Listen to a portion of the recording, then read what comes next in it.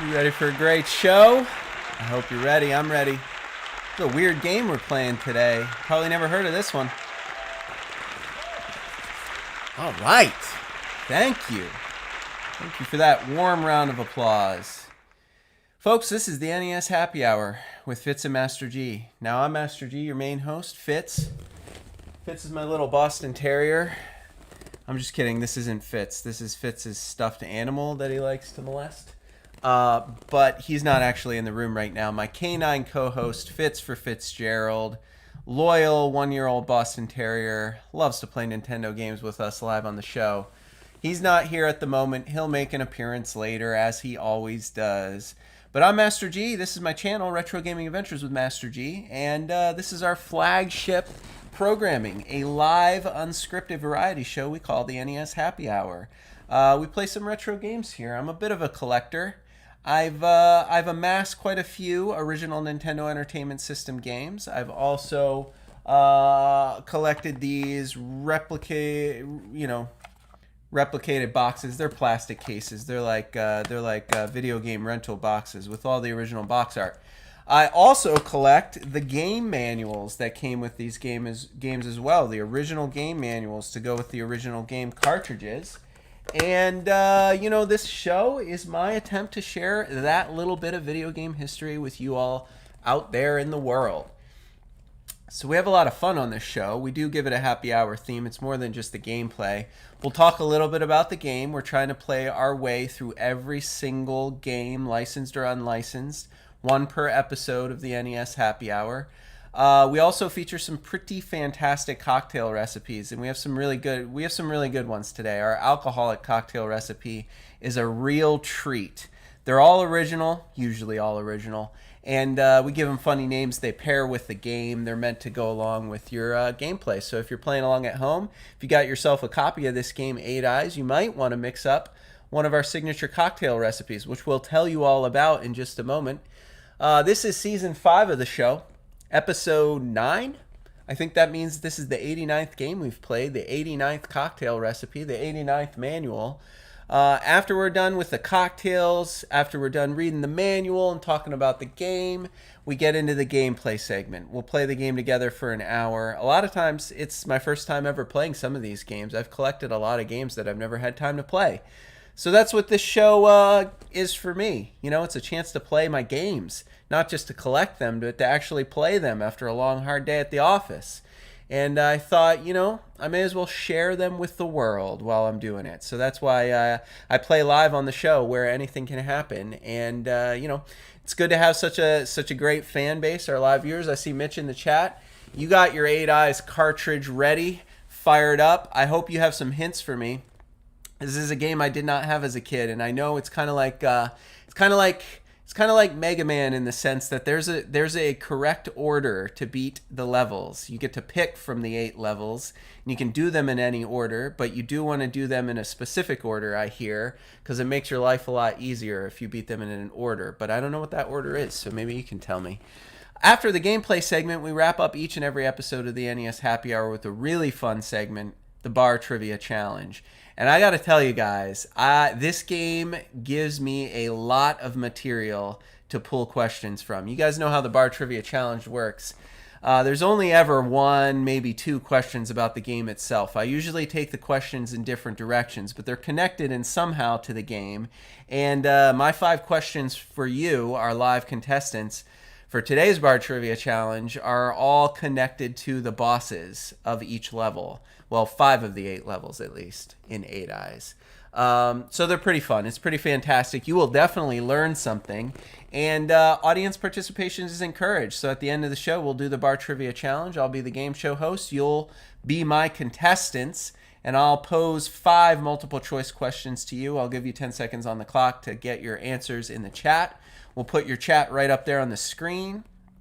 And we'll see if any of you can go 5 for 5. It's a lot of fun. I have a lot of fun doing it. I hope you guys have a lot of fun, our live viewers playing along. All right. That's the setup. Shall we talk about this game? Heyyyy, a Texan Consumer Division game. It does have the official Nintendo seal of quality. It is a licensed game. I'm going to take this manual out for a moment, and I'll read a little bit about this game to you. 8 eyes. Control man and bird. That's right, man and bird in a fight for the 8 jewels of power. Why is this game called 8 eyes? It is called 8 eyes because there are 8 gemstones. You may see them in the box art in the 8 and in the E. There are 8 gemstones, there are 8 levels, there are 8 bosses. You need to collect those 8 gemstones. We call them the 8 eyes in this game. Oh, here's Fitzy. Come on up, buddy. Come on. Say hello. Come on. There he is. Fitz. I told you my loyal co-host Fitzgerald would make an appearance. He's been sleepy today. It's kind of cold outside, so I think he's probably just going to curl up in the lap here and take a little nap while we play. Let's finish reading the box. After hundreds of years of chaos, mankind has finally emerged from the ruins of nuclear war. This world of the distant future has once again flourished under the guidance of the quote-unquote Great King, who harnessed the power of the 8 eyes to rebuild the planet. These strange jewels of power were formed at the eyes, or centers, of the 8 nuclear explosions which nearly destroyed the Earth. In the wrong hands, the 8 eyes could cause untold destruction. And now, they have been seized by the Great King's 8 dukes in a desperate bid to gain control of the world for themselves. They have banished the king to the nuclear wastelands, and already their squabbling threatens to plunge the world into war once again. The task of retrieving the 8 eyes falls to you, Orin the Falconer. That's right, you're a falconer. You walk around with a falcon on your arm, and you can send a falcon out to do your bidding. That's pretty sweet. The bravest and mightiest of the king's guardsmen. That's us, Orin the Falconer. With your fighting falcon, Cuttress. His name is Cuttress. You must penetrate each of the 8 dukes' castles. There you will face the duke's soldiers and battle strange nuclear mutants such as living skeletons, giant wasps, and mudmen. That's right, mudmen. You must defeat the monstrous boss of each castle to retrieve the jewel of power he guards. Then, to complete your quest, return the 8 eyes to the altar of peace to await the return on the Great King, so that he may finish the rebuilding of Earth. Your reward will be the eternal gratitude of all mankind. This game says it features unique, cooperative, 2-player, simultaneous mode, and contains password level select. So like instead of a save game, after you beat a level, you get a password. You can write that down in your manual, and then I guess you can enter that in and, resume where you left off the next time. So there's a couple things I should tell you about this game. The first thing that you will notice the first time we fire it up is that it looks quite a bit like Castlevania. It does. It does. And, kind of ripped off a little bit from Castlevania, I think. I mean, the level designs, they have a very Castlevania-esque feel to them. The controls, the mechanics feel very similar. One difference is the bird. You got that bird on your arm that flies out and attacks things for you, so that's kind of different. The other difference from Castlevania is this game takes a more of a Mega Man approach with the levels, so it's not sort of linear. You have all 8 levels to choose from. You can go to whatever continent you wish and play through that level, and you can beat them in any order you want. Although I imagine just like Mega Man, it makes your life easier if you beat them in a specific order. Now, I believe they hide clues throughout the game as to like what the correct order to play through it is. Another neat thing about this game, if you don't own the manual is awesome. It tells you a lot of lore. It tells you all about the levels. Perhaps you're supposed to beat them in the order that they're listed in the game manual. I don't know. That's probably what we'll try. All the jewels have really interesting and funny names. And, if you didn't have the manual, you probably wouldn't know any of this. So it's fortunate that we're going to read through the manual together today so you can get a feel for this game before we play. And while we're on the subject of the great and fantastic names of the 8 eyes, they name each one of these gemstones, you'll be interested to know that's a great segue to our cocktail segment. So our first cocktail recipe we have for you today, the alcoholic one, we call it the Blood of Tutankhamen. That's right. That is the name of the gemstone that you must recover from the Egyptian or from the Arabian level. It is called the Blood of Tutankhamen, and this is a fun little cocktail recipe to make because it requires some finesse. You must have these 3 ingredients. It is important. I'm not sure if you can substitute anything out for these 3 ingredients because the point of this very special cocktail, this very special sweet liqueur cocktail, is that you can actually layer each of the 3 ingredients on top of one another in the glass. So it will actually look like that if you do it correctly. Now, here's what you're going to want to do. And it's important that you do this in order too. Otherwise, it will get all mixed up and screwed up. So you're going to start with your Fernet Branca, I think it's called. It's a dark liqueur. It's kind of like Jägermeister. It's kind of licoricey, herbally, right? So you can just start with a little bit of that in the bottom of the glass. Start with that layer. That's easy. You just pour that in. No special tricks for that one, folks. Then the best way to do this is to take a spoon, flip it upside down, and put it in your glass like touching one of the edges, but not necessarily touching the liquid at the bottom of the glass. And then you want to pour the next ingredient, which is your Irish cream, on top of the spoon very slowly and let it trickle down the back of the spoon, trickle down the side of the glass, and very slowly fills up the rest of the glass for the second layer. And in that way, you can actually have the Fernet sitting on the bottom, undiluted, with the Irish cream sitting on top of it, unmixed, right?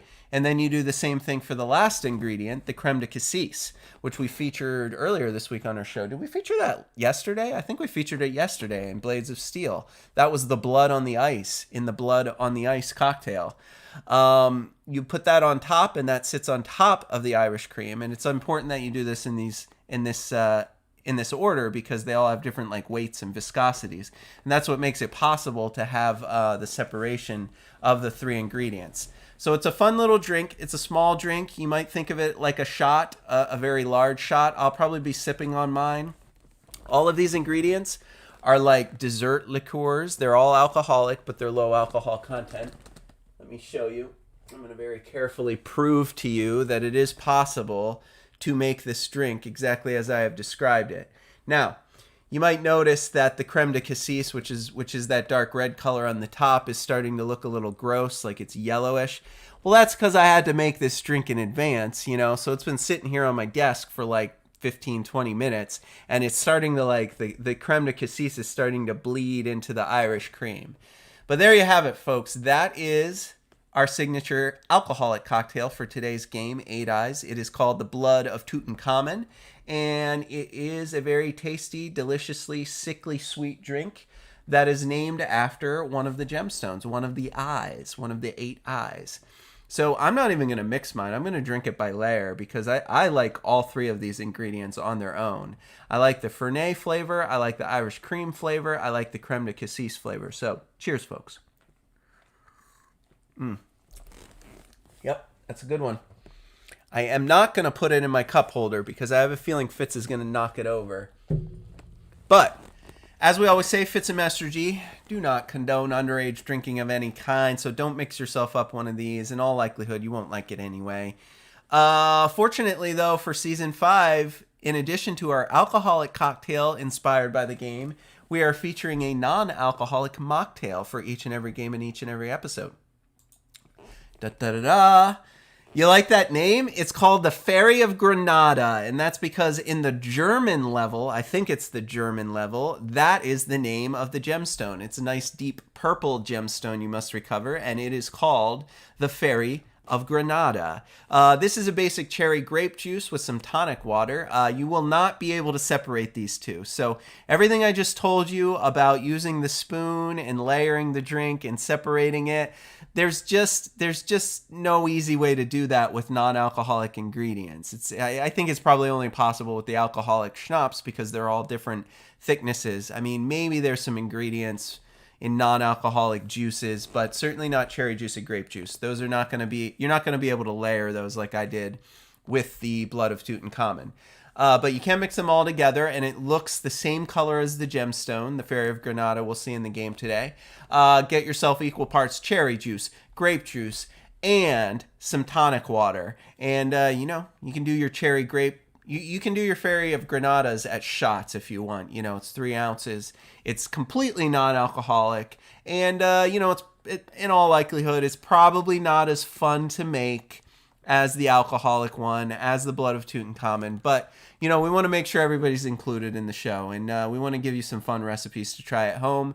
Fun recipes that do not include alcohol. We call those mocktails. Mocktails, of course, are Fitz approved. He is, after all, just a puppy. He cannot drink alcohol of any kind. So, you know, 2 very interesting drinks you can make. And if you don't like either of those cocktail recipes, that's okay too. Grab your favorite drink, grab yourself a snack, settle in, because we got another like hour and a half of the show, and it's going to be fun. You're going to want to make sure you have something to drink along with me. I will be very carefully drinking my Blood of Tutankhamen, attempting not to let it separate in any way, shape, or form. Oh, I ruined it. You saw the back of it. So, you know, when you put the spoon in and the spoon touches that end, all the different ingredients get smeared on one side of the glass. So you have to like look at it from the presentable way, not from the back of the glass, because that's where everything got poured into. I ruined it. That's all right, folks. That's all right. Okay, let's move on. Let's get to that manual. I told you, even the manual is a lot of fun. So here is our game manual for 8 Eyes. I did tell you guys I collect all these original game manuals. The one you see on the screen is my actual copy of this manual, which I've scanned in my computer for history, for the historical record. These videos could be up on YouTube forever. Who knows? I want to make sure everybody has access to this information in the distant future. So let's read through the 8 Eyes manual together, shall we? There it is. There's you, Orin, and your loyal falcon, because you are a falconer after all. His name is Cuttress. And, you know, you're fighting some skeletons and some unsavory characters, shall we say. Unsavory characters. You got your Nintendo seal of quality, your table of contents, all that good stuff. The story, hundreds of years. Did I read all this? Yeah, okay, so I read all this. This is what's written on the back of the box. That's the story. We already got to that. I'm going to skip it. Your controller operating instructions are as follows. It's a 1- and 2-player game. In the 1-player game, controller 1 moves Orin and Cuttress. In the 2-player game, 1 moves Orin. Oh, and controller 2 controls the bird. I didn't even realize that. So that's kind of neat. So it did say 2-player cooperative gameplay. I thought there would just be 2 characters and 2 birds. But in the 2-player mode, it seems that the second player only gets to control the falcon, the bird. So that's actually pretty awesome. I'm definitely going to have to take that for a spin as soon as I can find someone to play these games with me. Okay, so the control pad obviously moves you left and right, up and down to move up and down stairs. This is just like Castlevania. A button, press A to jump, press B button to stab with your sword, and you do have some special functions for weapons and Cuttress. Your control pad up plus B releases or recalls the bird, so you can set him loose on the enemies and call him back. Control pad down plus B will attack with him, I guess, while he's perched on your arm. Control pad up plus A, use a selected weapon. Works only if there is enough item power and a weapon is selected. So, I don't know because I've never played this game before, but I suspect it's very similar to Mega Man. When you beat a certain boss, you get a different weapon and you have, you know, energy or power for that weapon. And as long as you have item power, you can use different weapons. Obviously, the different weapons are probably going to work better on different bosses. I'm just speculating, folks. I've played all the Mega Mans. I know how it works in Mega Man. It just seems like that's probably how they have this game set up as well. I don't actually know it to be true, though. We'll find out when we get to the gameplay segment. In a 2-player game, the bird at Cuttress is... I don't even know. Am I saying that right? Cuttress, Cutress. He has much more freedom of movement. You can move him all over the screen in addition to releasing him, recalling him, and causing him to attack. But we're going to use the 3 special functions listed because we're just going to be playing 1 player today. All right, starting the game. So choose initiate or continue and press the select button to start the game. Press the start button. Easy peasy. All right. If continue is selected before the game is started, you get to the password screen. If you have passwords, you can enter them there and start where you left off before. You do get to pick a level, so you have the option to start at any one of the 8 levels that you want and explore them all in whatever order you feel like, but I do have a feeling that one level's weapon will work best against another level, so figuring out the order is probably going to be pretty important. Start button during the gameplay will pause it. How to play. Here we go. I mean, I've played enough Nintendo games to know this is hey Fitz, to know this is true. The first goal is to discover the correct order in which to play the first 7 levels. They must be played in a certain order because each boss enemy is only vulnerable to one type of sword, one weapon. So you're damaged with special weapons found in each level by attacking them with the bird, but they can only be eliminated with a proper sword. After a level is completed, you receive a new sword, which is effective on only one of the remaining bosses. Each boss holds a jewel, one of the 8 eyes. It appears when you touch it. The password is displayed, and then you can continue from that point next time you play. So you need to locate the 7 scrolls of jewel placement in each level. They contain hints which are used to place the 8 jewels into the altar, which appears after level 8 is completed. The jewels must be placed correctly in order to complete the game. Maybe. I don't know what that means. And lives. This is a 1 life game. There is only 1 Orin per game. If you lose the 1 Orin, the game is over. No free men are awarded. This is reality after all, folks. However, there are many opportunities to gain life power during the game. So that's like your health. Yeah, you do have like a health bar, right? That sucks, doesn't it? But at least you have passwords. So you really only have to beat 1 level at a time. You beat the first level, you write down the password, you won't have to beat it again. But you do only have 1 life in this game. Hyper realistic. Once you die, you're dead. No continues, no extra lives. What kind of nonsense is this? Falconers. The nuclear apocalypse. That's real. Extra lives. Ludicrous. Doors. Throughout the game, you will find closed doors. To open a door, look for a lever or button somewhere in the room. Hit it and the door will open for a short time. Some of them must be hit with your bird. Cutlass. Crosses. After destroying some enemies, a red or white cross will appear. Catch the white cross for item power. That's your special weapons power. The red cross for Orin or Cutlass power. If Orin catches the red cross while Cutlass is flying, Orin gets all the power. If Cutlass catches the red cross while flying, he gets all of the power. If it's caught while Cutlass is on your shoulder or arm, Falconer, the power is split between the 2 of you. An interesting little game mechanic. Weapon items. Here you go. When you destroy certain enemies, weapon items appear. Collect the item quickly or it will disappear. You got your boomerangs. You got your power balls. You got your ice balls. You got your daggers. You've got your classic Molotov cocktail, which seems to me like it has no place in a game like this. But apparently, you've also got guns in this game. It feels very Castlevania-y, except for the fact that there are guns and Molotov cocktails. It is, after all, set in the distant future. Get comfortable, buddy. I think they can see you trying to get your spot.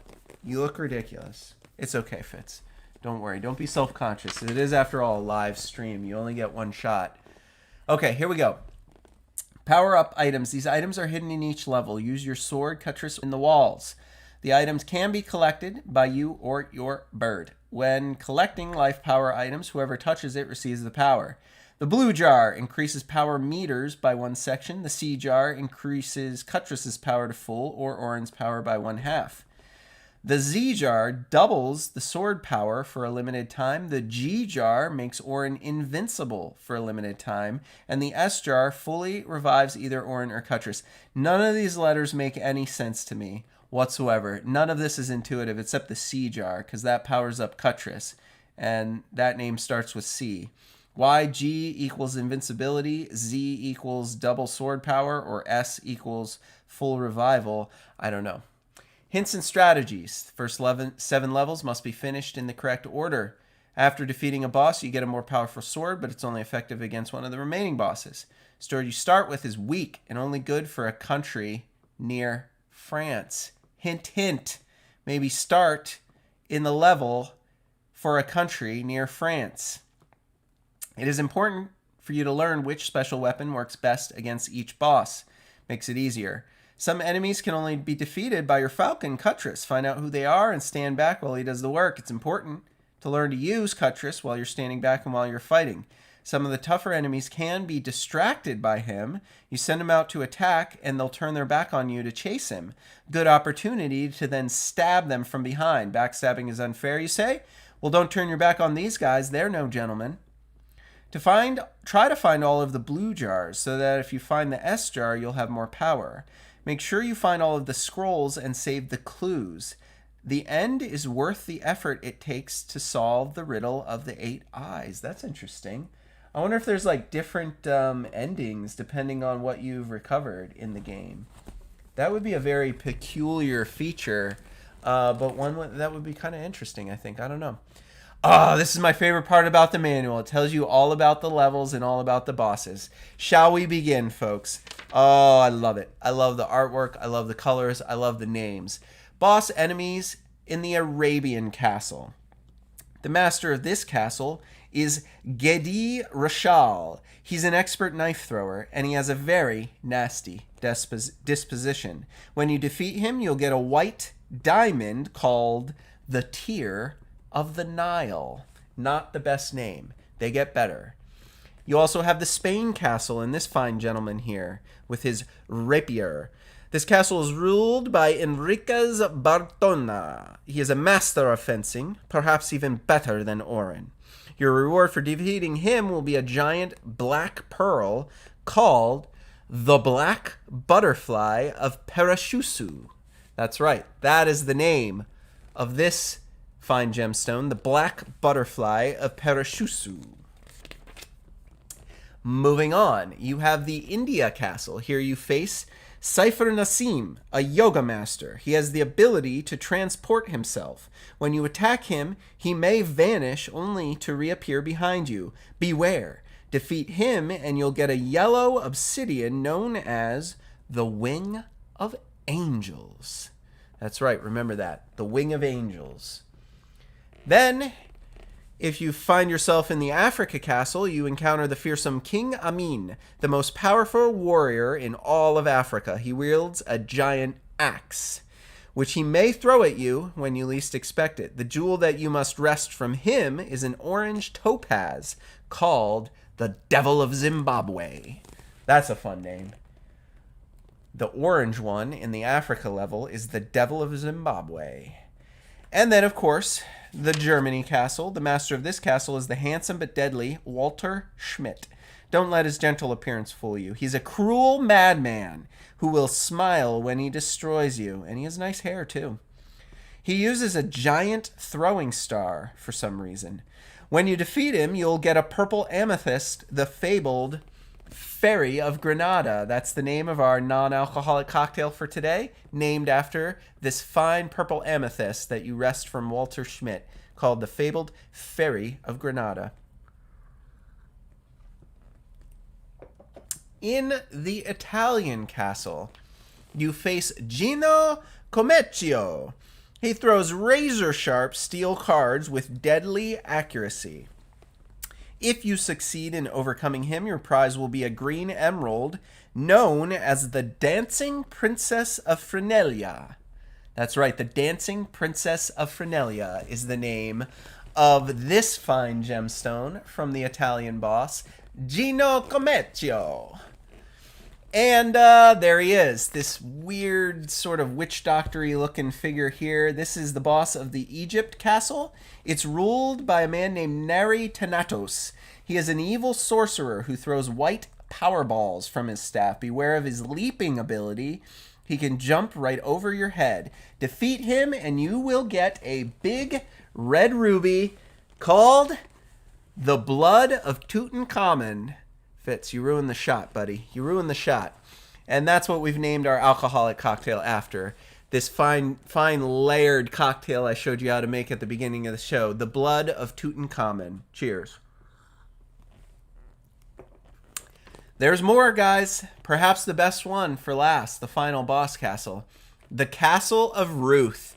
There she is, looking real dangerous with her crazy cow skull, her bull skull or whatever that is on her head. Just looking all sorts of scary and awesome for an 80s NES manual. The Castle of Ruth.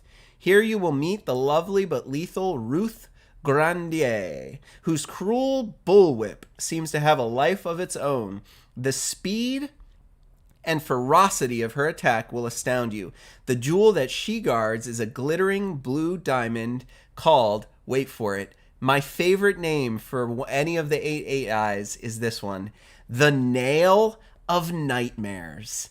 Man, we missed a golden opportunity to name one of our cocktails the Nail of Nightmares, because that would have made for a fantastic drink recipe. What ingredients would you put in a cocktail called the Nail of Nightmares? What a great name for one of the gemstones. What a great name for a diamond.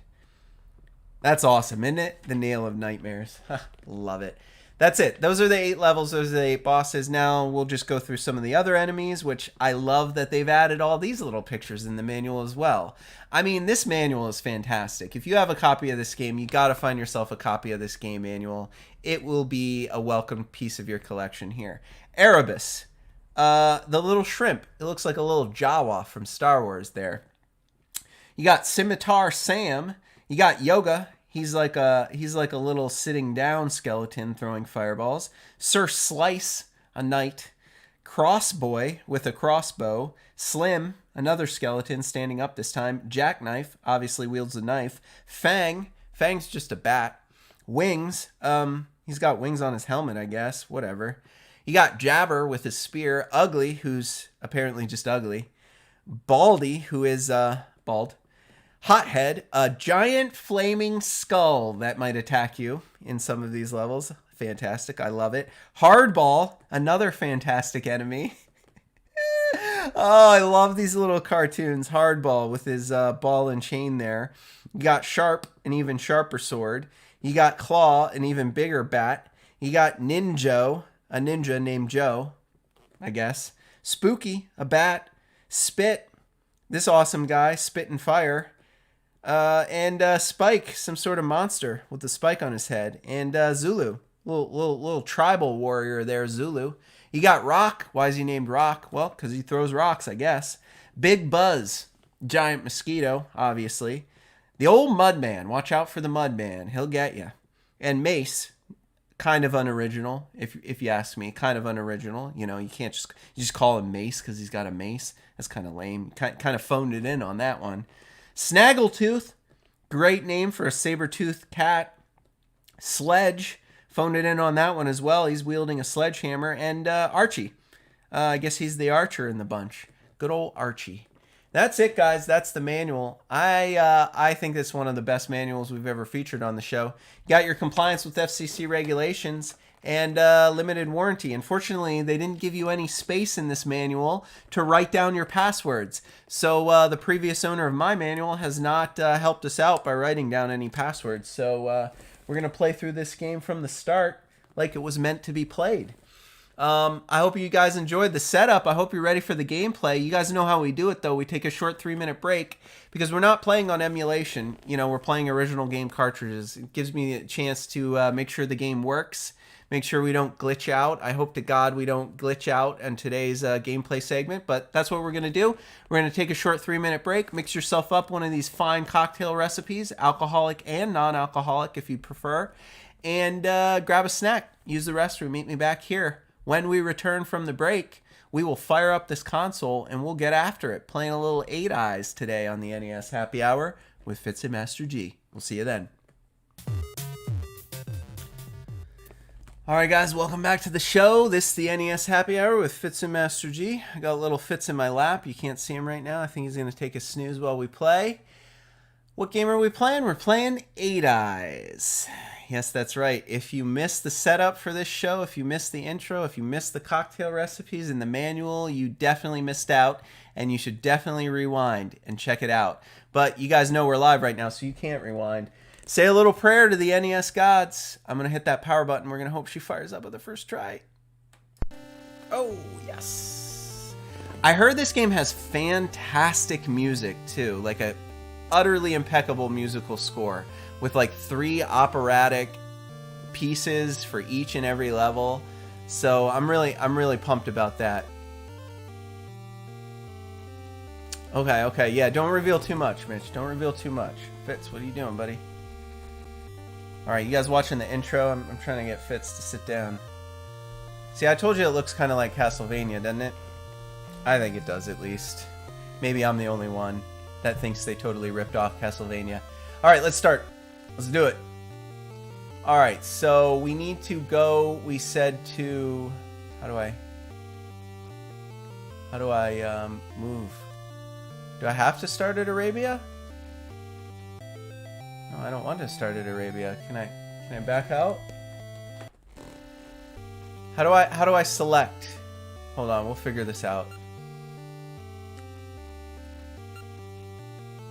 Because I want to go to Spain. How do I... Is it select? No. Is it B? Oh, it's B. Okay, so B switches. So here we go. We're going to Spain first because Mitch says that's the starting... No, B. There we go.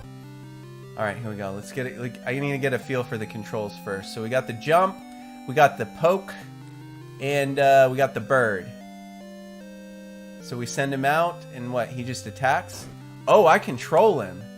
Oh, that's awesome. So, okay, so I do up and B, and that sends him out, and then down and B makes him attack, and up and B makes him come back to my arm. Oh, that's pretty sweet.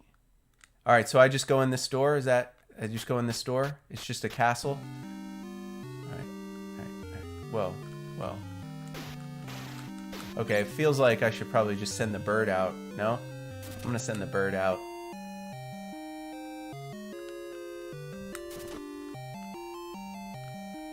Oh, hold on.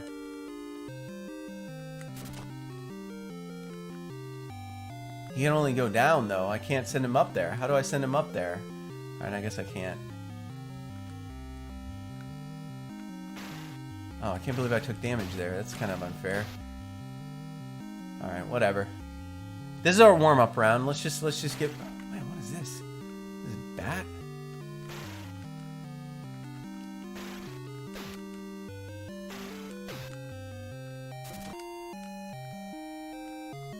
Get the cross.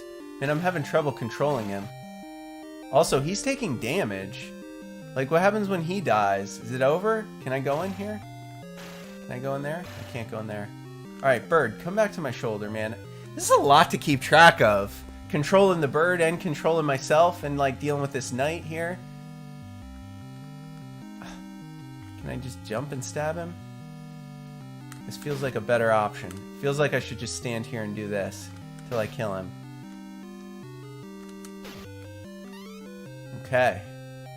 Good stuff.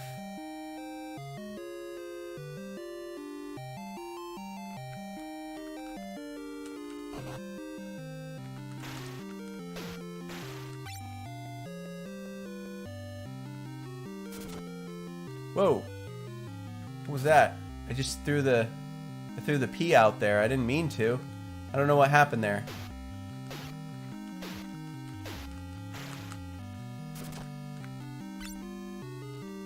Okay.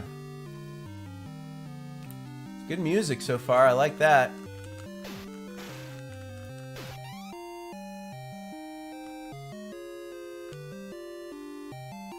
Get out. Oh, man. Why is he throwing knives at me? What is this? Oh, that's messed up. Oh, the flaming skulls. There they are.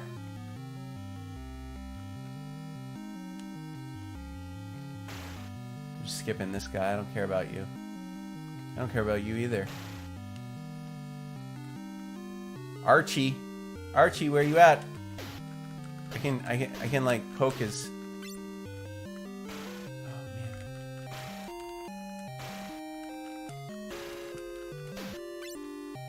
I'm dead. I'm just about dead, guys. Dead. This is hard. Okay, it's hard. Alright, I gotta figure out how to use the bird, you know? I gotta figure out how to use the bird better. Use the sword for main damage. Use the falcon to hit switches and faraway things. What's going on here? Why can't I go in there? What's happening? Oh, I gotta hit this switch. I see. Interesting. Okay.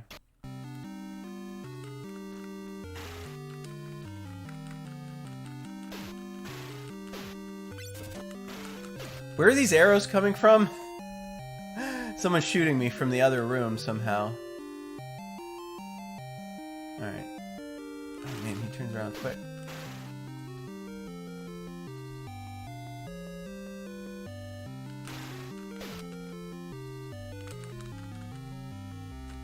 I feel like I can get this guy.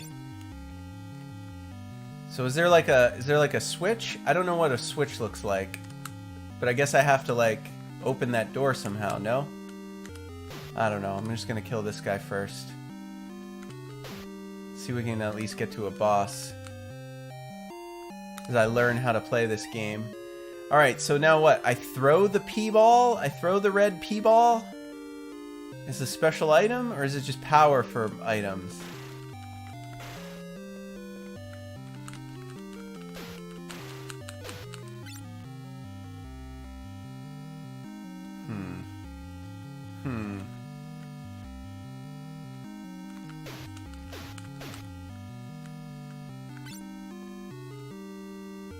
Okay.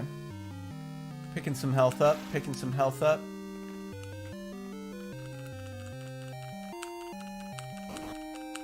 Yeah, help me out, bird. Help me get him.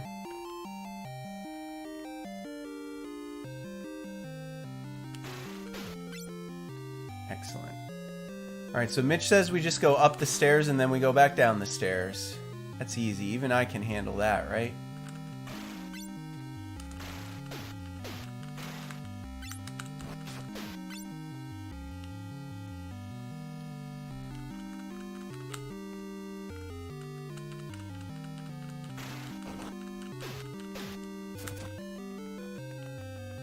At least they give you a lot of health, you know? That's nice.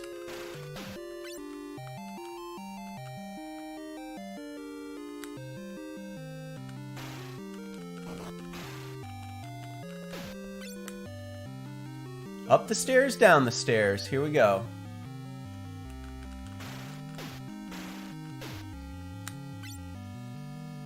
Can I go in any of these doors? No.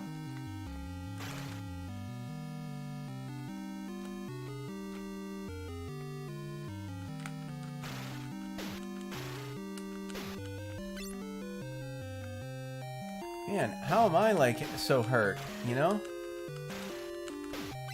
What are these crosses? Are these crosses not giving me health? Like, how do I get health in this game? Is it because I'm holding the bird? We'll drop the bird then. Oh, this guy's a kicker. We got a kicker here. And apparently I cannot hurt him. Alright.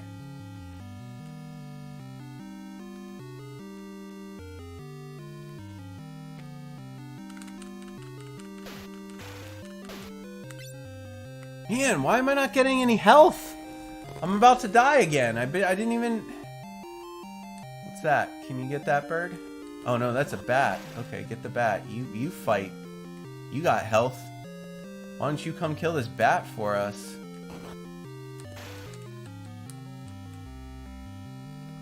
Bird, come help me out, bro. Oh no, I just fell down the stairs.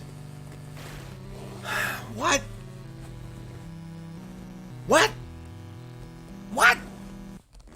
I don't understand this game. Okay. Continue?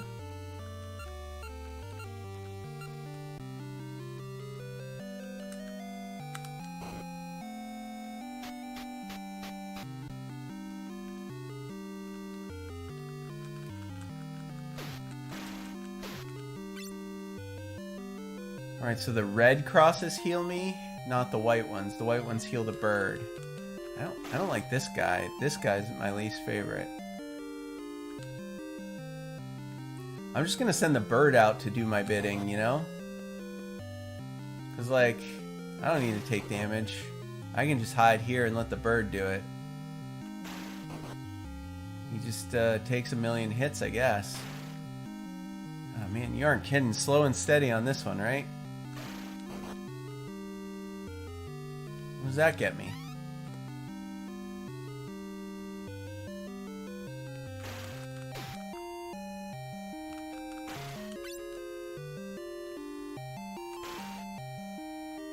Go get him, bird. Now I can kill this guy. I can just jump and kill this guy.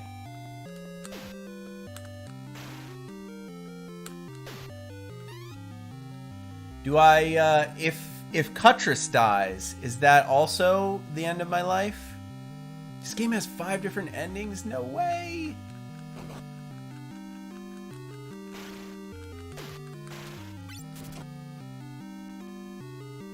That's not what I meant. Well, maybe it is.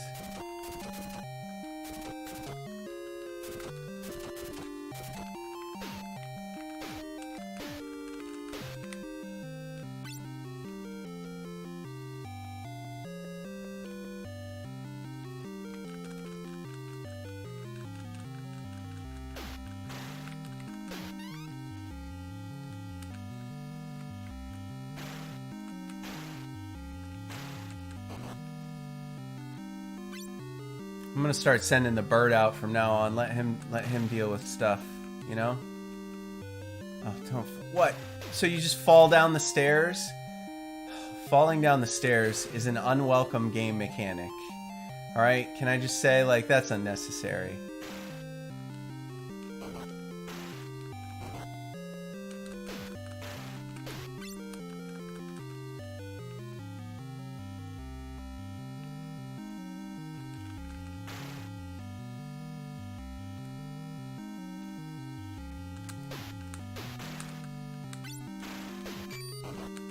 Ooh, what's that? He did something. Is that a secret? Did I just find a secret? What's that?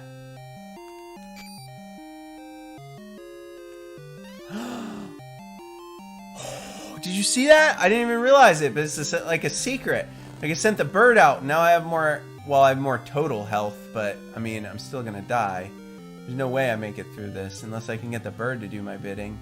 I guess I could. I guess I could just hang out up here and let the bird do it. He's not very good at it. There you go, bird. There you go, Cuttress. Get him.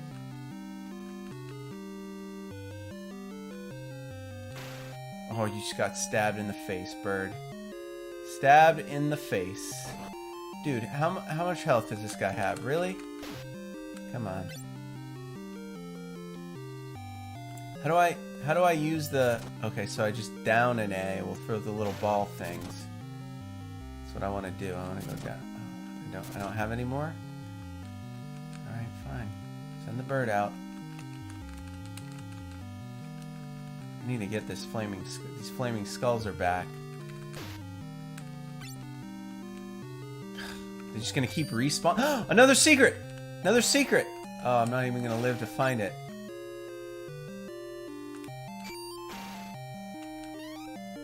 Oh, that's not actually helping me. That's like total health.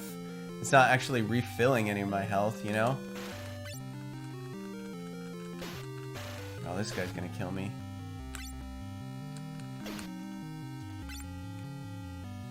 What? That is completely unfair. What is this thing? How do I throw that? Like, what have I done? I don't even understand.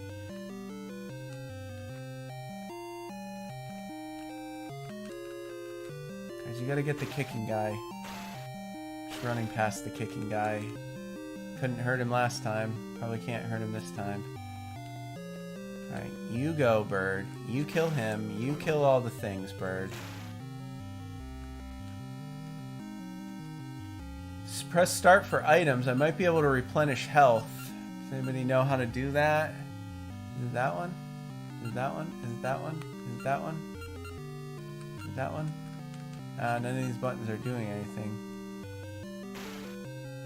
Oh, bird's dead. I don't have the bird anymore, guys.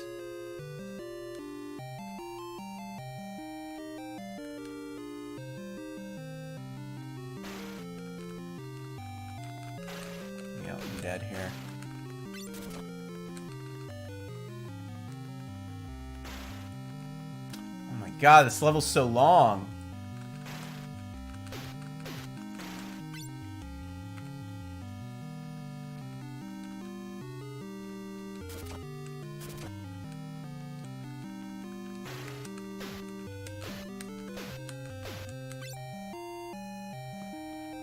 Oof. Alright, so that's the boss. So at least we made it to the boss. Holy hell. What just happened? Did my game just reset? Did you guys see that? It just reset. What? Come on, I finally made it. I didn't even push anything. It just reset the game.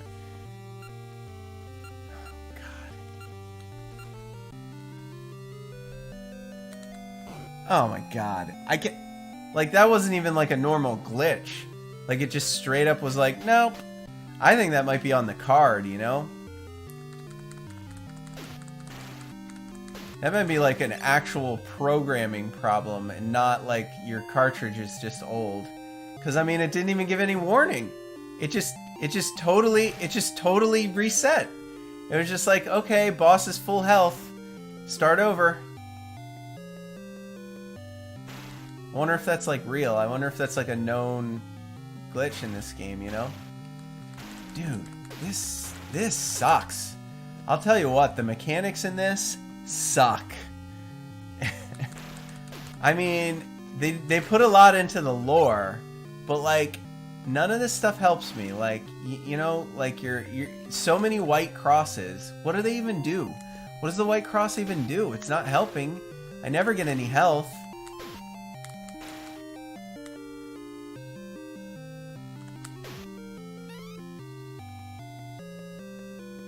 Baffled. Okay, so there are secrets in the wall, you're saying, Mitch. I don't know where any of them are, you know? I did find things. Maybe not here, though.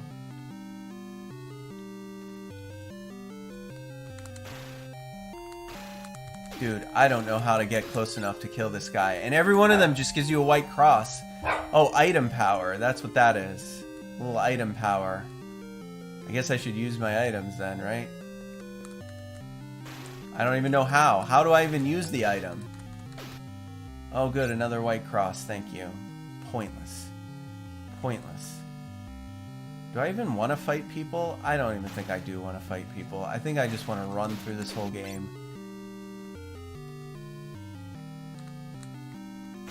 I'd like to let the bird do some fighting, but he takes so dang long. Like, should I go down and... Can I go down and get that? Like, what did that give me? It didn't give me any health. What's their actual health replenishments? Well, that's cheap, because it's impossible to hit that thing before it hits you. Unbelievable.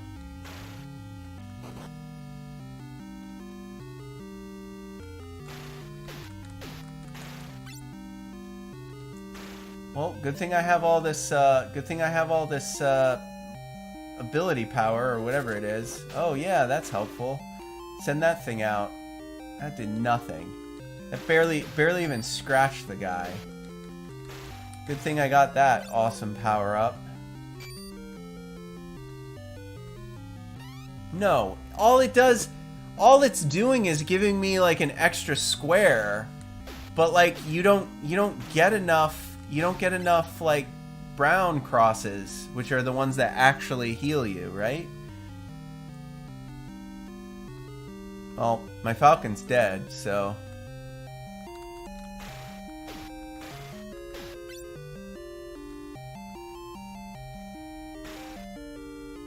I don't have a chance here.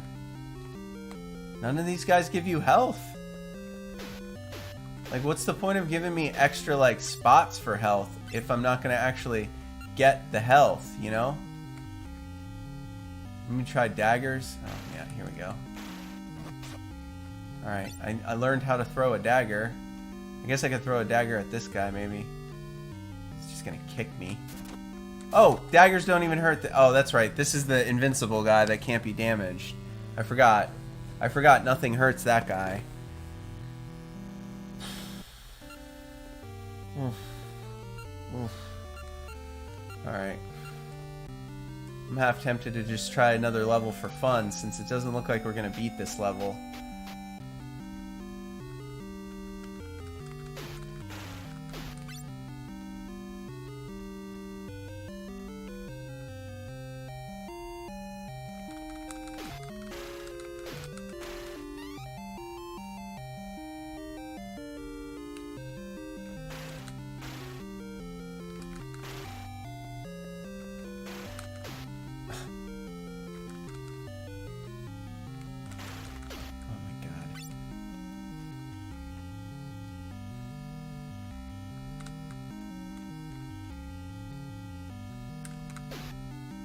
Slow. I think that's probably why this game was not famous. It's a little slow to play. Where was that thing? I mean, I guess I'm gonna get these like health quote-unquote power-ups, but they're not really power-ups. I mean, they're just like, they give you the opportunity to store more health, but they don't actually give you more health. Thanks, Falcon. You're so helpful. Good lord. You gonna do some damage or what, buddy? Here, you wanna go get some secrets? Maybe kill some guys over there? Will they be dead when I come over to that section? Probably not. Oh, that's a nice little cheat. You just wait for him to walk into your sword and not have to worry about that archer. No, go down, go down. We're gonna run this, because what's the point? I'm gonna take 1 damage anyway. I really don't see the point. I think I should just hide on the stairs and not try to fight people. I really don't think it's advantageous to try to fight people, you know? I really don't. And there's knives flying through this wall. That's cool. That's cute.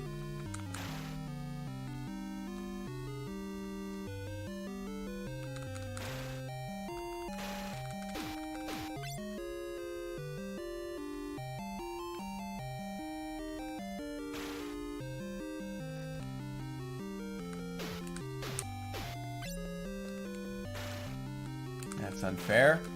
That's completely unfair. No possible way I can deal with that, so cool.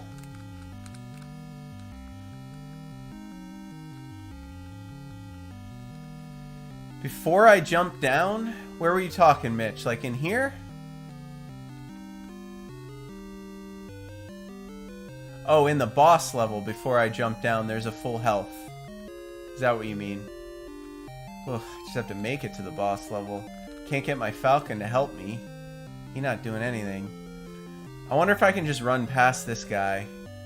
I think I'm gonna try. Yep, smart. That's big brain right there. No need to fight.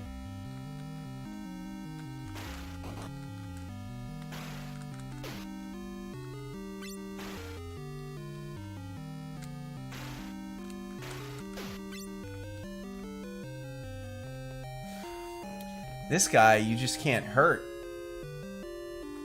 Okay, I can run past him, I think. I think I can just run past him and not take damage. Because he goes, like, pretty far over, you know? Oh, no, he turns around. Never mind.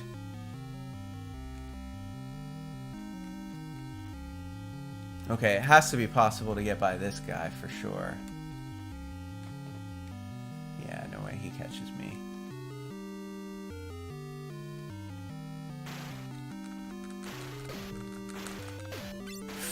Got that health just in time.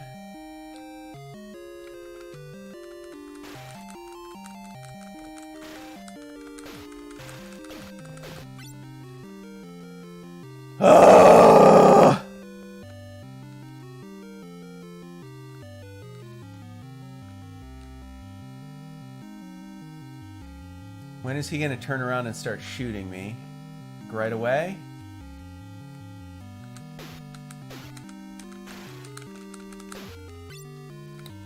Okay.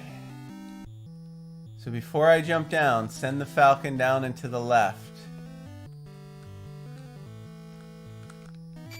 Right there? Is that a full health replenish? Because I need it. I need it desperately. I hope that's what it is, Mitch. Oh, it is. Okay, how do I beat this boss? It's a full health for the bird? For the bird? The bird does not need health. Orin needs health. Nobody cares if the bird dies. Oh my god. Oh, that sucks so much. Would that have given me the health? That's alright. It's not your fault. I'm gonna use my special weapon item things to try to deal with this guy. I might be able to beat him. I might be able to outsmart him here.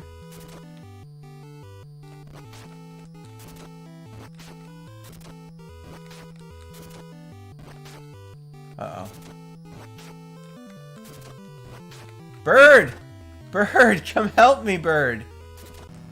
Just right in the head. Just right in the face.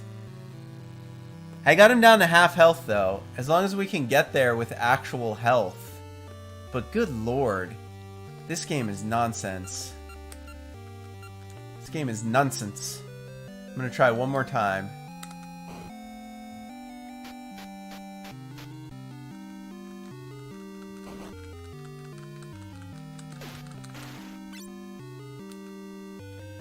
So I think the plan is now to just use the bird because he gets a full health replenish. Right? So he can just take damage. He sucks at attacking though. I don't want to say you're a useless bird, but this is just so painfully slow. Like, I don't think it's fun. I don't think it's fun for the player, you know? To sit here and tolerate this. Hey, there we go. We got him, bird. Good job, buddy. Good job, buddy.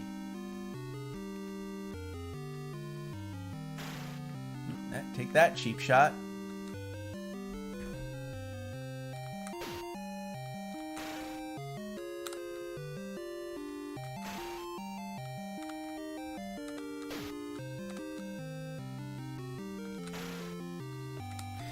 He never does damage to him. It's hilarious. Alright. Sure, take a cheap shot, why not? These guys suck. Because there's literally no way to avoid taking damage. Like, literally no way. Unbelievable.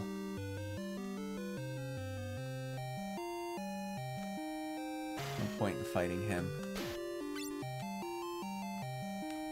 Of course, the guy throwing knives at me from the other room. Holy hell!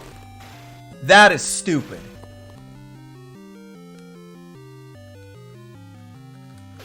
I am not amused, Taxon. I am not amused by your game.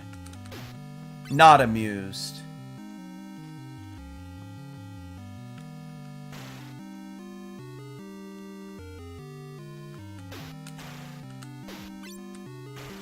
Great, here we go. Good, can't do any... Oh my god, what a joke. What a joke. I guess we wait. We send the bird to do our bidding from now on, from here on out.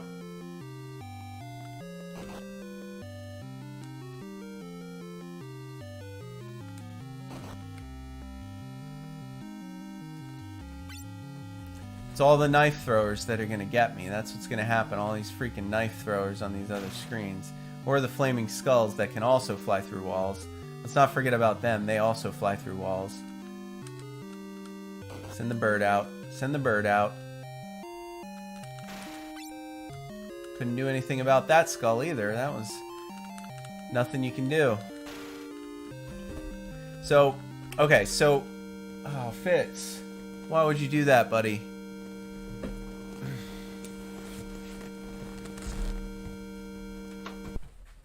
No, you can't have this in here. Can't have that in here. Well, Fitz threw his toy at the console and hit the console. All right, I think, look, I think what we've learned is this is a very tedious game to beat. I think we should just play a different level just for fun. Let's just take a look at some of the other ones. So let's just go, like, Africa level. Why not? But they're probably all the same, right? I mean, they're probably all basically the same. I want to hear some of the other music, too. It's kind of neat. So what am I doing here? Do I climb? Do I jump? What do we do here? Oh, we just fall. Oh, okay. Birds. This is a very bird-centric game. You know what I mean? A lot of birds in this game. Someone was a big fan of birds.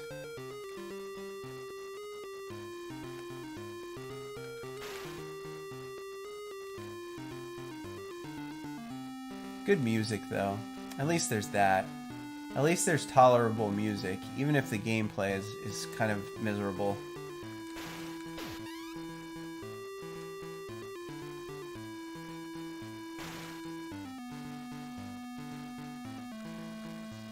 So I guess, like, what the hell is this?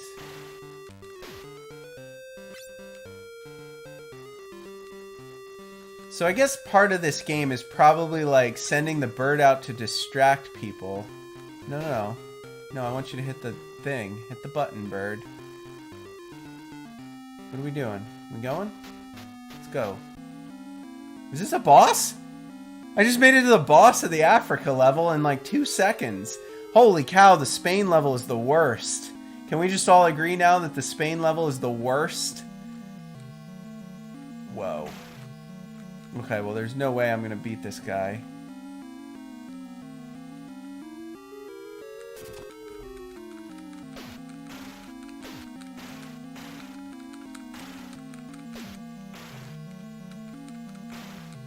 I want to go up.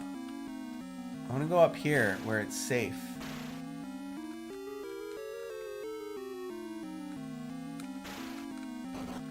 Get him. Get him, bird. Alright, so we saw 2 bosses. We got all the way to the boss of a level in like 2 seconds, but the level you have to beat first takes 8 years. Oh god. So it's not quite a balanced game. It's one of those games where for some reason the very first level you have to beat is the hardest thing in the game, apparently. I don't know. I'm not going to be able to beat this guy because I don't have the right special weapons for it, you know? Okay, you were able to beat the Spain level, Mitch. I believe you. Okay, so let's try that again. Let's just try it again because, like... Right, you gotta send the bird out to screw with the people so you can kill them without taking damage. The bird is a decoy, am I right? Well, that guy's not fixated on the bird. That guy doesn't care about the bird. He has no interest in the bird. So the normal knife stabbing guys don't care about the bird, but that's okay.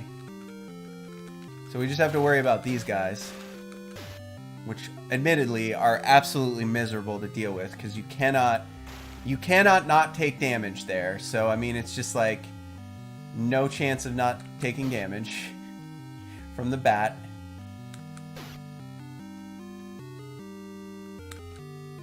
This guy gives you an awesome little red ball that you can throw at the boss at the end.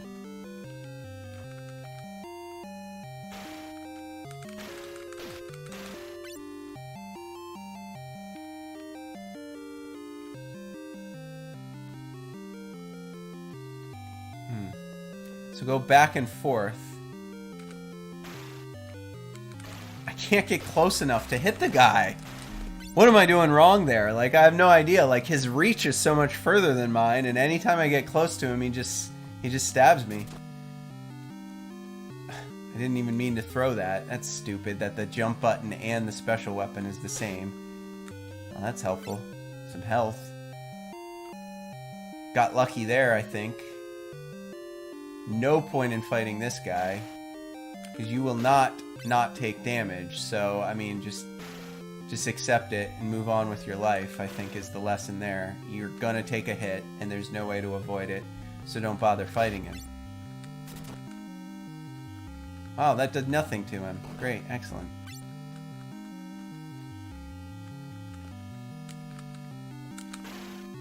He just turns around and hits me. I hate this game. Oh, I hate this game. Again, no point in fighting that guy, because you won't be able to not take damage.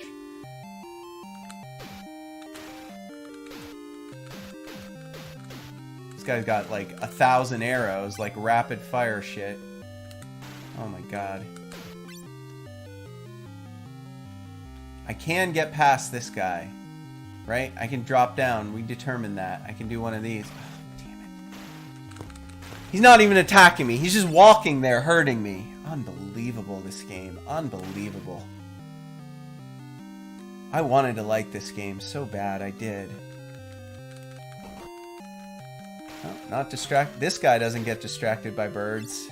He is laser focused. He don't care about birds. And then there's the kicking guy. Don't forget about him. You just gotta jump. You just gotta jump over him and take damage because you can't hurt him. He's undamageable. He's invincible. Remember, nothing hurts the kicking guy. I missed my chance there. I'm gonna have to wait. Wait till he runs all the way back where he was. This game hurts me. Hurts me to play. It does. It hurts me. Go get that bat. I need you to go kill this bat for me. Do something useful, Cuttress. I need you to help.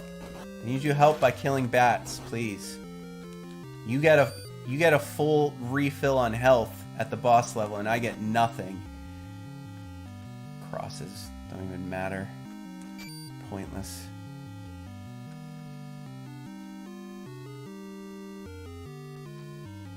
Get that thing. Extra tick in the old health bar. I don't know. Should I wait till he's here, or should I wait till he's over there and try to run it? I think I'm gonna wait till he's on the other side, and then I'll try to run it without taking any damage. Like right now. Did it. This guy's gonna get me. No health. And now we're dead.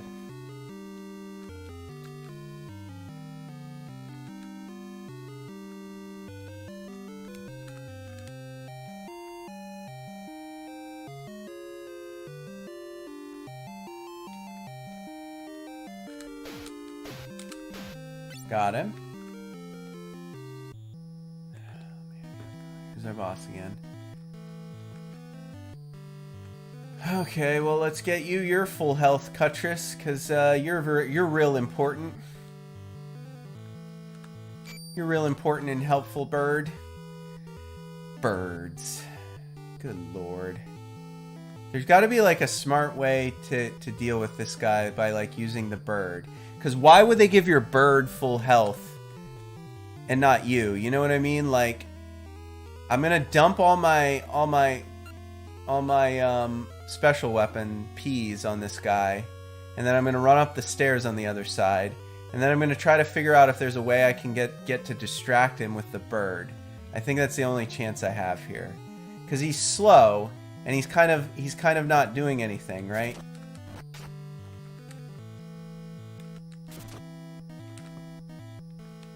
Okay, he's not as slow as I thought. Just wait, because he'll like run all the way over there, right? And then I can just run up the stairs and I'm safe. You know? Why the bird gets all the health, I don't know. I mean, that seems pointless to me, but whatever. We'll let the bird have the health. And we'll just do one of these, you know? Dump all these out. Run up the stairs. Slow and steady wins the race, folks. Slow and steady wins the race. This guy's pretty slow. He's pretty, you know, uninterested in me generally. I mean, he's just kind of hanging out like a weirdo. Bird, come back to me.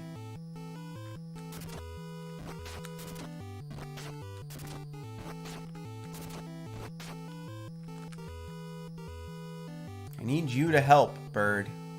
Right? Can you hit him? Oh, you're not. You still can't hit him, can you? You tried. Oh, you still can't. He's swinging at him, though. Oh, wow. Taking tons of damage. Alright, well, that's alright. We got some damage down with the bird.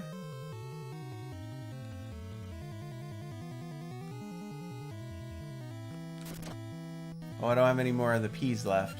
What about the knife? Can I throw the knife? No, I can't throw the knife either. Alright, bird, it's you, buddy.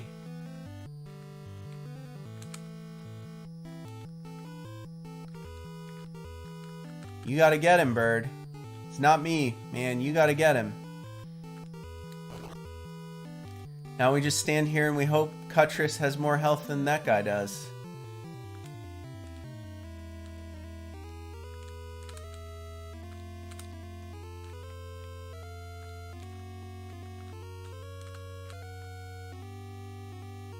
I gotta run up here and be safe, you know? Got him. Good job, bird. You got it. You got this, bird. You got this, bird. We just gotta get him, bird. You know? Keep doing what you're doing. Oh, don't fly high. Like I can't get the bird to fly like at the right level, you know? He keeps drifting up. Good thing there's no time limits, because that would make this game intolerable. Oh my god. So really, he's just gonna goof around there? He's not gonna fly down and get the guy, or what? Oh my god, this is so painful. This is so painful. You don't fly low enough, bird. Come on, we gotta do this. I don't have the patience for this. I really don't. I really don't.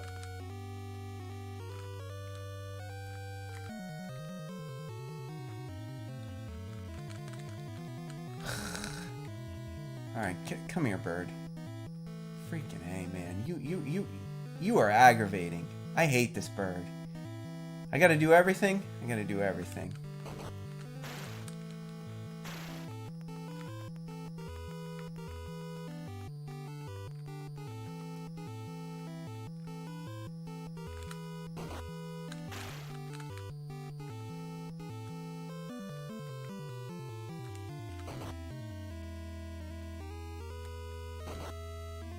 Here we go. We got him stuck in a good spot here. Yeah! Here we go. Now we got it. Now we got it, guys. Now we figured this guy out. He hates birds as much as I do. He's fixated on that bird, I'll tell you what. Man, I can't wait to get the password for this level and never come back here again. Oh, man. Okay. Bird strategy. Bird strategy. Now we're getting somewhere. Too bad it's almost the end of the gameplay segment.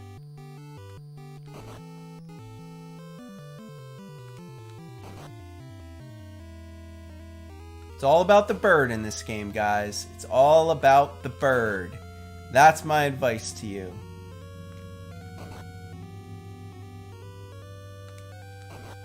I feel like my bird is getting tired, you know? He's got to land sometime, right? No? Whew! Alright, there it is.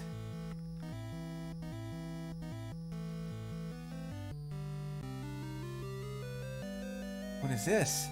Password. Ganakanak. Ganakadakak. Guys, I don't know. I should write that down, shouldn't I? But I don't think I have a pen up here. Maybe I do. Hold on. Okay, let's write it down so next time we play we don't have to worry about it. Ganakanak. Ganakadak. There it is. You have earned a more powerful sword, friends. We did it! We did it! Alright. Excellent. Now Mitch says level 2 is, because you do these, you gotta do these in order with your special weapons. A country with a lot of sand and old statues. I would say that must be Egypt, Arabia, perhaps? Maybe Egypt or Arabia. It's Egypt. Yeah, good job, good job. Egypt it is. Oh, this has a nice look. Alright, let's do it. Let's go, bird.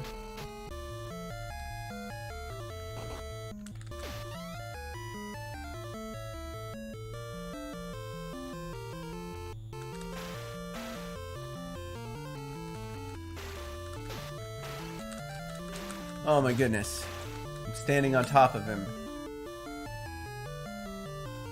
More good music. Oh no. Platforming. The classic air level where you have to jump from platforms to platforms. You did turn that trivia on me, Mitch. You did. We got some good questions about these regions in our bar trivia challenge. We're gonna get to that in just about 10 minutes. Oh, the little Jawas. The little Star Wars characters in this game. Neat. Can I go in there? No? Fake doors. Not real doors. They're fake.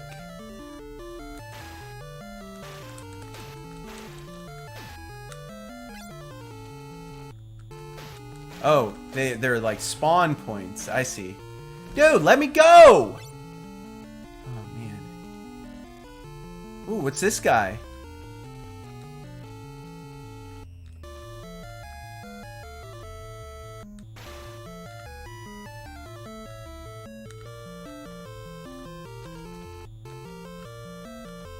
Pretty good at my jumping, am I not? Ooh! Oh, it's the Mudman! Look out for the Mudman. He throws mud. Do I die down here or what? Oh, there's fish? You got fish jumping out?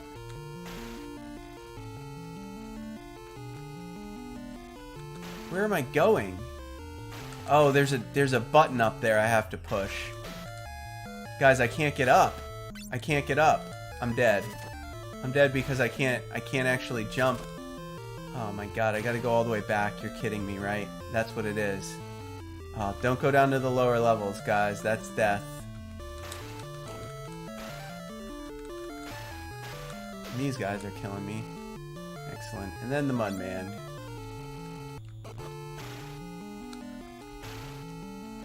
I can't avoid it. Oh, I was so close. Wait, didn't I hit the button? Are there two buttons? I don't know. Well, guys, that's going to be it. That's going to be it for the gameplay segment. We're at time. That was 8 Eyes. We got to see at least 3 levels. The Africa level can easily be beaten on your first try, or you can get to the boss on your first try in like 3 seconds. The Spain level, just aggravating as hell. What can I say? I think the Egypt level was kind of interesting. They're all a little bit unique. The music is fantastic. The mechanics are really tough. It's a really slow game. But I think we've seen enough for you to make a decision. You know, is this a game for you? I think I'll probably beat this one day. I think I will actually sit down and make an honest attempt at beating 8 Eyes on the NES. So I think it's interesting because there are puzzles, you know, throughout this game. Hitting triggers, open doors. There's learning to it, but it's just there's just not enough health, and it's just too difficult to deal with these enemies, I think, because I don't know, maybe it's timings, maybe you got to figure out how to use the birds, but whatever it is, it really slows the game down, like really slows the game down. Plus the fact that you only have 1 life. Now the good news is you type this password in, I'll share it with you guys. Ganakadak. GNAACAADCC, folks. And you won't have to beat the Spain level. You can just start right up on the Egypt level and get after it. So there it is, guys. We're going to take a short 3-minute break. We're going to be back with our bar trivia challenge to close the show, just like we always do. You're not going to want to miss it. It's a lot of fun. We'll see you then. Guys, welcome back to the show. Fitz has something to say to you all. Fitz, would you like to apologize for slamming your toy into the console and turning the game off during our live show? Would you like to, do you feel bad about that? I think he feels remorseful, guys. It's okay, Fitz. You're just a puppy. I get it. You don't have thumbs. You can't play Nintendo with me. All you know is chew toys. And sometimes, you know, you think it's a good idea to just slam them into the Nintendo console and make the game glitch out. He's sorry. We had fun playing Eight Eyes with you guys anyway. I hope you guys had fun watching it. It's a little slower than I thought it was going to be, but it's interesting. It's a thinker. It's a puzzle game. You really have to master the mechanics. I just wish like it was a little more fluid and a little more quicker, you know, to get around and do it all. But I think it's worth your time. I think it's worth looking into, practicing, learning it, you know, and actually beating it, because, you know, you do get passwords after you beat a level. So once you do it once, you don't technically ever have to beat it again. But enough of that. It's time for the Bar Trivia Challenge here on the NES Happy Hour with Fitz and Master G. You guys know how we do this, right? You've watched the show before. If not, let me tell you. I see the chat. You see the chat above me. From now on, anything you type in chat will appear on the screen. This is a live game show. I've scoured the internet beforehand. I've come up with 5 multiple choice questions somehow connected to today's game. It will help if you have watched the whole episode, if you've watched us when we did the manuals, the cocktails, the gameplay, the whole 9 yards. You'll have a competitive advantage. If you're watching live, audience participation is very strongly encouraged. We have a lot of fun here on the show. Shout out your answers. There'll be multiple choice. There's going to be 5 questions. You'll have 10 seconds to answer. The choices will be A, B, C, or D, so it's very easy to guess if you don't know the answer. And if you ever do go 5 for 5, good job. It's harder than you think, man. I make this challenge a challenge. The Bar Trivia Challenge 8 Eyes edition on the NES Happy Hour. It's only been done a few times. You guys ready for question number 1? It's your warm-up question. Shall we get into it? I think we should. Let's do it. Question number 1 is this. Today's game 8 Eyes features an Arabian level. Which of the following countries in modern-day Arabian Peninsula, that's right, which of the following countries in the modern-day Arabian Peninsula is home to the holy site of Mecca? That's your warm-up question. All right, here are your choices. Which of the following countries in the modern-day Arabian Peninsula is home to the holy site of Mecca? A, Israel, B, Saudi Arabia, C, Oman, or D, Yemen? Those are your choices. You have 10 seconds. Give me those guesses in the chat. I told you 5 questions about the 5 levels. 5 of the 8 levels, that is. I know you have a guess. Some of you might just know where Mecca is. You're going B, Saudi Arabia. Nodak's going B, Saudi Arabia. Anybody else playing? I see we have some extra live viewers. Don't be shy. I'll give you a chance to answer if you'd like. If not, I will reveal the answer. It is in fact B, Saudi Arabia. Yep, Saudi Arabia is where it's a modern day country on the Arabian Peninsula where the holy site of Mecca is located. Yes. Yeah, well, that's good. Educated guess. That's probably why I made this the easy one. Mitch says, because that's the only one that was a level, Arabia, but I knew where it was too. Well, you guys are both 1 for 1, so that's good. Off to a great start. But you know that was our first question, and based on my assessment, personally, I thought that might actually have been the easiest one. I might be wrong, though. You never know. I write them all up, and then I put them in order of what I think's the easiest to the hardest. Question number 2 is this. The boss of the Spain level in today's game, 8 Eyes, is a master of fencing. We read all about him in the manual. A funny little character, master of fencing. Here's your question, though. Which nation holds the record for the most Olympic medals in fencing? That's your trivia question. Which nation holds the record for the most Olympic medals in fencing? Is it A, Spain? Is it B, the United States? Is it C, Italy? Or is it D, China? Those are your choices. You have 10 seconds to think about it. Clock starts now. We got a good one today. I got all sorts of questions about all sorts of topics. You're going to love them. They'll get better. They'll get better as we go. Mitch is going China, D. Nodak, you're going C, Italy. I don't think we have any contestants besides the 2 of you today, but like I said, I do see a count. I see a viewer count, and there's more than 2, so feel free to jump in if you'd like anytime. The correct answer is actually C, Italy. Italy's the masters of fencing. China's pretty good. United States is so-so. You guys might be interested to know that of all the countries who have ever medaled in fencing, Spain is in last place. That's right, tied for last.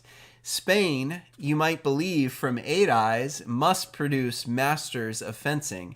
But in actuality, Spain only has 1 Olympic medal in fencing. They are tied for last place with Argentina, Portugal, and Tunisia. All only have 1 Olympic medal in fencing.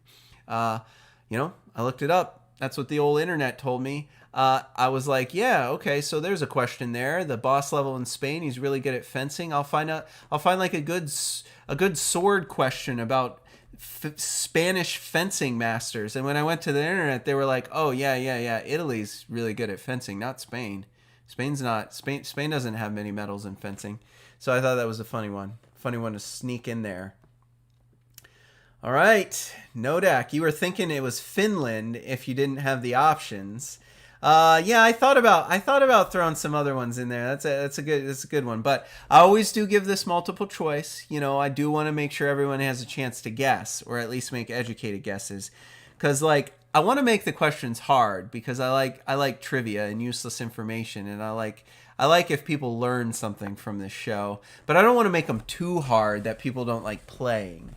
So we're always going to do multiple choice, so that way you can always guess if you don't know the answer. You're 2 for 2. Mitch, you're still 1 for 2. Let's go to question number 3. See what it is. Oh, yes. In 8 Eyes, the gem hidden in the Africa level is called the Devil of Zimbabwe. Here's your question. Cultural superstitions within the country today, the country of Zimbabwe, actually lead many people in Zimbabwe, many native Zimbabweans, to believe which of the following is responsible for misfortune. I'm going to give you a list of mythological creatures. One of these mythological creatures is an ingrained part of Zimbabwe culture, and native folks in Zimbabwe actually to this day believe that this particular mythical creature is to blame for a lot of misfortunes, kidnappings, deaths, misery, violence, all of that is all caused by what? A, gnomes. B, fairies. C, werewolves. Or D, mermaids. Those are your choices. 4 mythological creatures, part of different cultures around the world. Their superstitions. Might be interested to know the Devil of Zimbabwe is one of these. Often to blame, or often blamed by the natives for misfortunes throughout their lives. Which one is it? You have 10 seconds. Give me those answers. What are you guys thinking? I mean, you probably know which countries' cultures believe strongly in most of these. So, Mitch, you're going A, gnomes. Nodak, you're going B, fairies. Good ideas. But actually, the answer, believe it or not, is mermaids. A lot of rivers, a lot of bodies of water down there in Zimbabwe, including the glorious and majestic Victoria Falls. I think they might be on the border, actually. Mermaids are vicious, violent, and devious creatures in Zimbabwe's cultural mythologies. Their fairy tales, their parables, things like that. In other cultures, we think of what do we think of as being responsible for misdeeds? I'm drawing a blank right now, but for instance, like gnomes are a good part of like northern Scandinavian cultures. Fairies, different people believe in fairies. The werewolves, I don't know if that's unique to certain cultures, but they actually believe in mermaids, half man or woman or water creatures that crawl out of the bodies of water in the jungle and torture people, kidnap them, kill them, steal things. Any manner of misfortune is very easy for them to blame on mermaids. They do believe that mermaids are the cause for that. Nodak, sorry to see you leave early, but congratulations. You were almost going 5 for 5. You did get that one wrong, but that's okay because that was a pretty hard one. For those of you who maybe left our live viewers, the fourth question is usually the hardest. It is this. In the Italy level in 8 Eyes, you face a boss that hurls metal playing cards. Here's your question. Italians invented many popular national card games, but unlike English decks, which of the following is true of the Italian card deck? A, there are 6 suits instead of 4. B, there are only 40 cards. C, there are 5 face cards as opposed to 3 in our English decks. Or D, each card is unique, meaning instead of 4 of each in each of the suits, every card is unique. Only one of these is true of the Italian card decks. Which one is it? The traditional Italian card deck. That's your question. You have 10 seconds. Think about it. I'm going to let Fitzy out. He's crying at the door. I'll be back.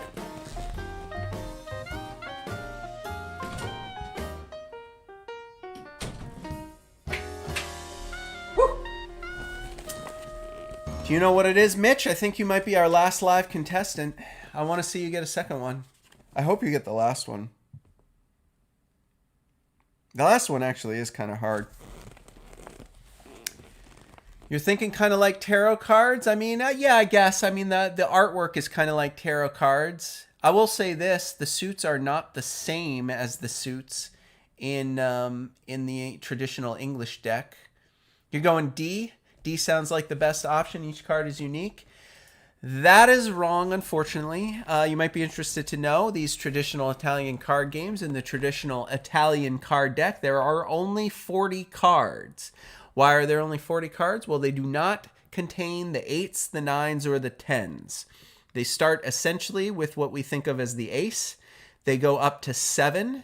Then they have the knave, the knight, and the king. It's a very masculine, male-centric deck. There are no queens in the traditional Italian card deck, but because they're missing 4 8s, 4 9s, and 4 10s, they only have 40 cards in these traditional Italian card games.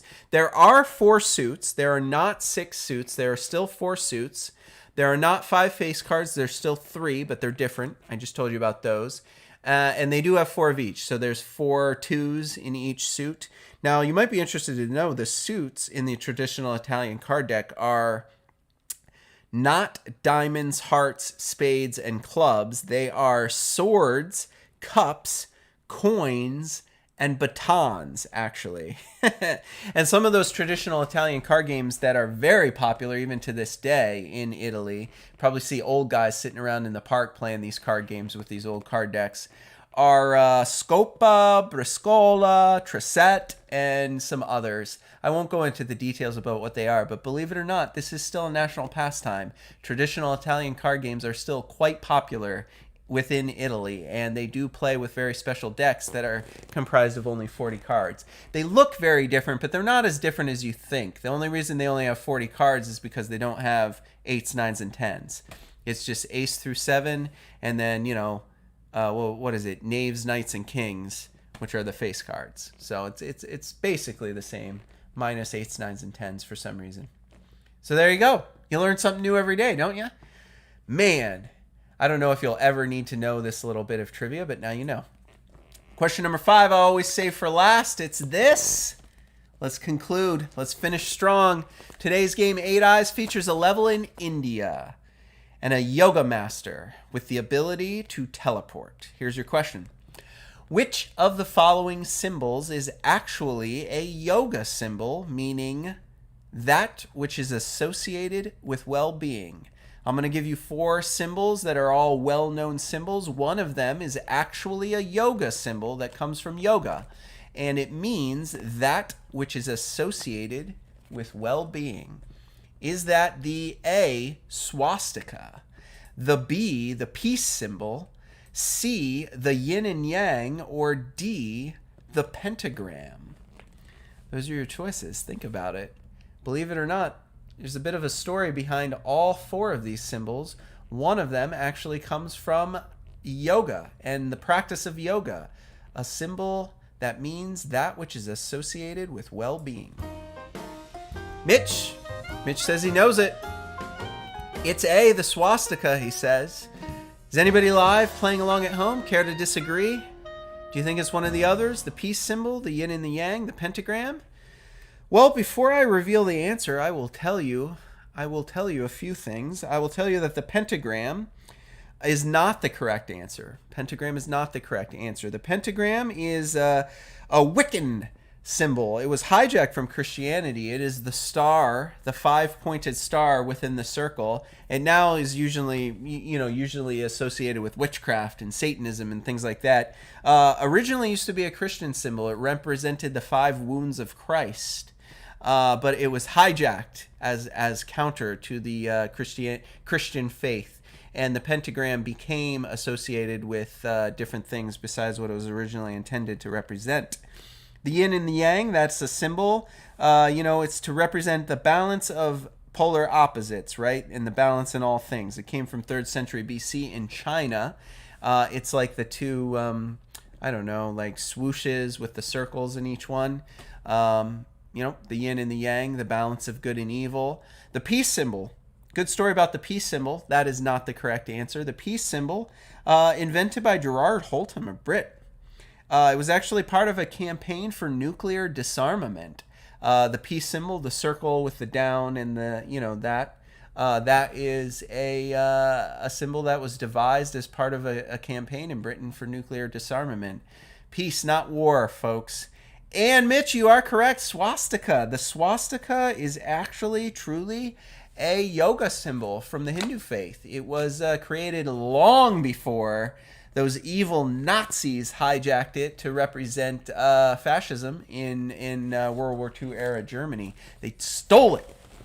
They stole it from the Hindu faith and from the practice of yoga, where the swastika was a very common symbol used to denote that which is associated with well-being. And there you go. Ooh, Sel, you came in late. Celeste joining us right at the end. That was our 5th and final question, the one I saved for last.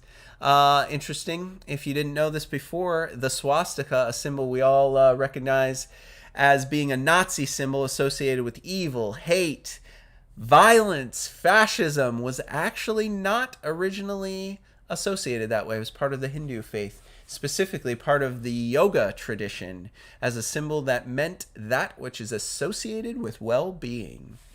There you go.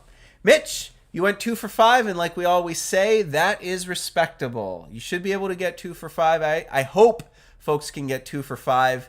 If anybody can only ever get 1 out of 5, then let me know, because that means I made the questions too hard.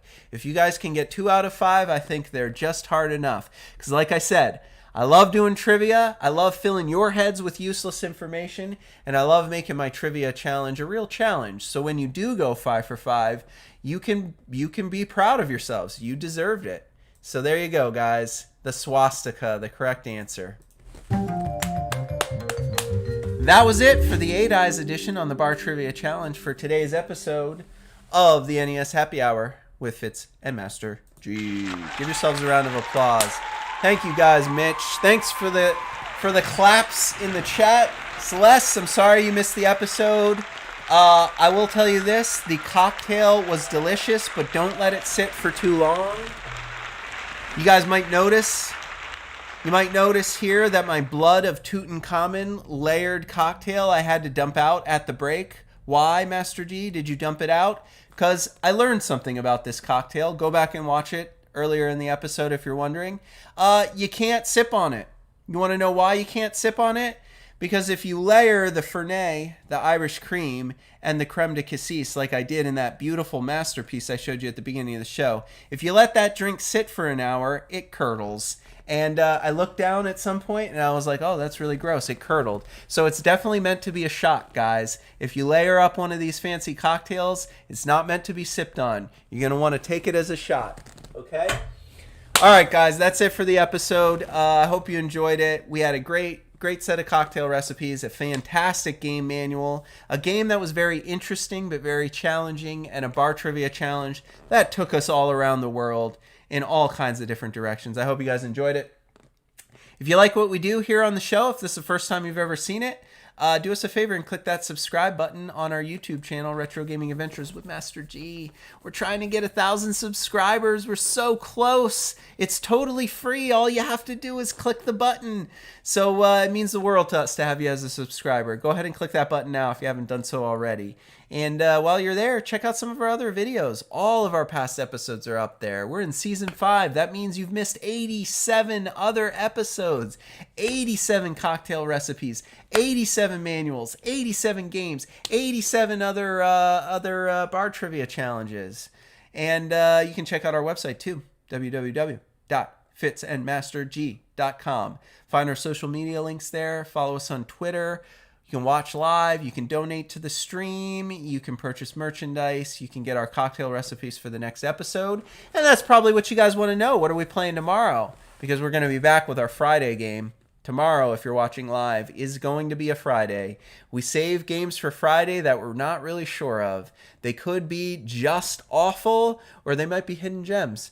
I kind of have a feeling tomorrow's game's going to be a little bit of an oddball. You want to know what it is? Tomorrow at 4 p.m. Eastern, here live on the channel, we're going to be playing 7-Up's Spot, the video game on the NES. It's like a promotional cartridge that 7-Up released with their Spot mascot, and essentially it's just a board game. The NES version of this game is like a board game that's similar to Go and like Connect 4. It's kind of weird. It's kind of weird.